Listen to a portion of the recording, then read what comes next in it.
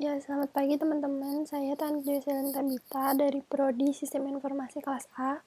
Dan ini NIM saya 2009116069. Di sini saya akan menjelaskan beberapa materi tentang STI. Yang pertama, saya akan menjelaskan apa itu sistem informasi. Sistem informasi atau SI adalah kombinasi dari teknologi informasi dan aktivitas orang yang menggunakan teknologi itu untuk mendukung operasi dan manajemen. Dalam arti yang sangat luas, istilah sistem informasi yang sering digunakan merujuk kepada interaksi antar orang, algoritmik, data, dan teknologi. Dalam pengertian ini, istilah ini digunakan untuk merujuk tidak hanya pada penggunaan organisasi teknologi informasi dan komunikasi, tapi juga untuk cara di mana orang berinteraksi dengan teknologi ini dalam mendukung proses bisnis. Yang kedua, saya akan menjelaskan tentang pengenalan sistem keamanan komputer. Keamanan komputer atau dikenal juga dengan sebutan cyber security atau IT security adalah keamanan informasi yang diaplikasikan kepada komputer dan jaringannya. Keamanan komputer bertujuan membantu pengguna agar dapat mencegah penipuan atau mendeteksi adanya usaha penipuan. Fungsi dari keamanan komputer tersebut adalah melindungi komputer, baik itu sumber daya maupun data-data user dan sistem terhadap penipuan dan pencurian. Selain itu, keamanan komputer juga mampu mendeteksi ancaman yang akan masuk ke dalam sistem komputer. Nah, di sini saya akan menjelaskan contoh keamanan komputer.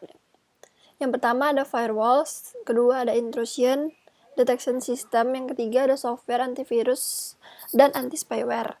Nah, di sini juga ada metode keamanannya berdasarkan level. Ada keamanan level 0, yaitu keamanan yang merupakan keamanan fisik atau keamanan yang paling awal. Apabila keamanan fisik sudah terjaga, maka keamanan yang di dalamnya tuh akan terjaga juga. Keamanan level 1 itu terdiri dari database security, data security, dan device security. Pertama, dari pembuatan database, dilihat apakah menggunakan aplikasi yang sudah diakui keamanannya. Selanjutnya adalah memperhatikan data security, yaitu pendesain database, karena pendesain database harus memikirkan kemungkinan keamanan database. Terakhir adalah device security, yaitu adalah yang dipakai untuk keamanan dari database tersebut. Yang kedua itu keamanan level 2, keamanan dari segi keamanan jaringan. Keamanan level 3 yaitu merupakan informasi security, informasi yang seperti kata sandi dikirimkan kepada teman atau file-file yang penting. Terus keamanan level 4 itu ada keamanan dari keseluruhan dari level 1 sampai level 3. Apabila dari salah satu keamanan itu tidak terpenuhi, maka keamanan level 4 juga tidak terpenuhi. Nah, ini ada beberapa faktor yang menjadikan kejahatan komputer terus terjadi dan cenderung meningkat. Yang pertama, meningkatnya penggunaan komputer dan internet, karena sekarang kan lagi bebas gitu dan lagi banyak orang yang menggunakan komputer dan internet. Terus yang kedua, banyak software yang pada awalnya digunakan untuk melakukan audit. Yang ketiga, sebuah sistem dengan cara mencari kelemahan dan celah mungkin disalahgunakan untuk melakukan scanning sistem orang lain, bisa untuk hacker gitu. Yang keempat, banyaknya software untuk melakukan penyusupan yang tersedia di internet bisa di-download secara gratis. Yang kelima, meningkatnya kemampuan penggunaan komputer dan internet. Yang keenam, kurangnya hukum yang mengatur kejahatan komputer. Yang ketujuh, semakin banyaknya perusahaan yang menghubungkan jaringan LAN mereka ke internet. Yang kedelapan, meningkatkan aplikasi bisnis yang menggunakan internet. Yang kesembilan, banyak software yang mempunyai kelemahan atau ngebug. Terus saya akan menjelaskan lagi tentang pengenalan cloud computing. Cloud computing merupakan istilah dari cloud, diartikan sebagai internet, dan computing diartikan sebagai komputer. Definisi dari cloud computing adalah sebuah proses pengolahan daya komputasi melalui jaringan internet yang memiliki fungsi agar dapat menjalankan program melalui komputer yang telah terkoneksi satu sama lain pada waktu yang sama.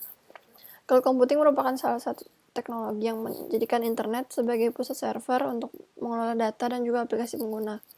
Cloud computing memudahkan penggunanya untuk menjalankan program tanpa harus menginstal aplikasi terlebih dahulu, dan memudahkan pengguna untuk mengakses data dan informasi melalui internet.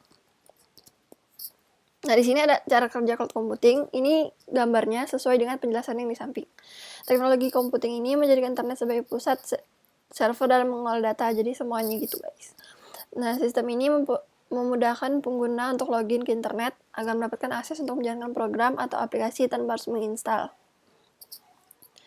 Karena tidak perlu melakukan instalasi pada aplikasi, maka untuk media penyimpanan data pengguna juga disimpan secara virtual, sehingga tidak akan terbebani dengan penggunaan memori yang ada di komputer. Perintah-perintah yang digunakan oleh pengguna tadi selanjutnya akan dilanjutkan ke server aplikasi.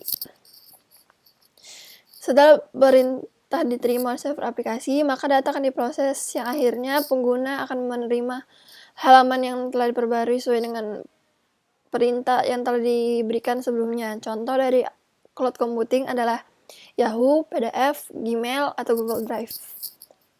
Perintah yang diberikan dalam penggunaan aplikasi tersebut akan langsung terintegrasi secara langsung dengan sistem cloud computing yang ada di komputer.